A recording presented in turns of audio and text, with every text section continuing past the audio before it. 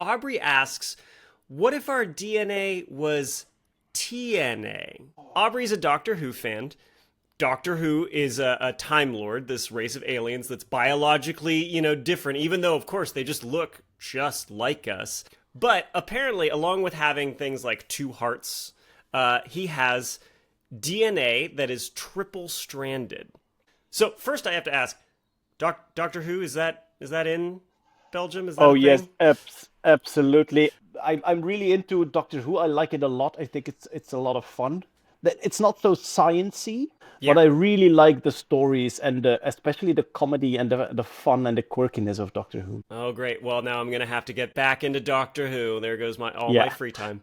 All right, let's talk about DNA, RNA, and yeah. TNA. If you think about it, you've got these two types of nucleic acids, these two main classes, right? RNA and DNA. So RNA is ribonucleic acid, and it's usually, but not always, a single-stranded helix structure. And then, of course, you have DNA, deoxyribonucleic acid, which often, but not always, is a double-stranded helix structure. So I'm assuming that Aubrey thought, okay, RNA, one strand, DNA, two strands, TNA for three, right? But like you mentioned, that D in DNA doesn't stand for dioxy. It's deoxy, DE. I also heard that the R in RNA doesn't stand for one. You've got a point, right? That would also break Yeah. our pattern. So, I was thinking maybe I would have to just invent something out of whole cloth. And then I did a little more digging, and it turns out actually, in some cases, there is triple stranded DNA.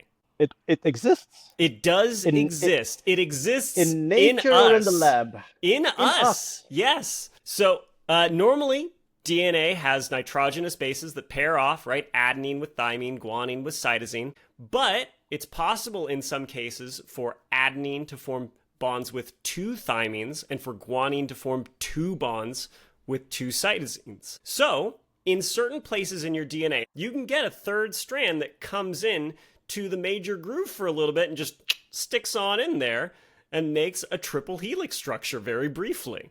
So, Aubrey, there you go. TNA, as you conceptualize it, is possible, does exist. Could you have a whole creature with TNA? Not according to the way that we've found because of the nonsense that it would code for, but it does exist, and that's kind of cool.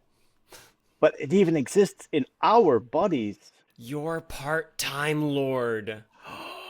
That is the exact thought that I was having. We have Time Lord TNA in our body.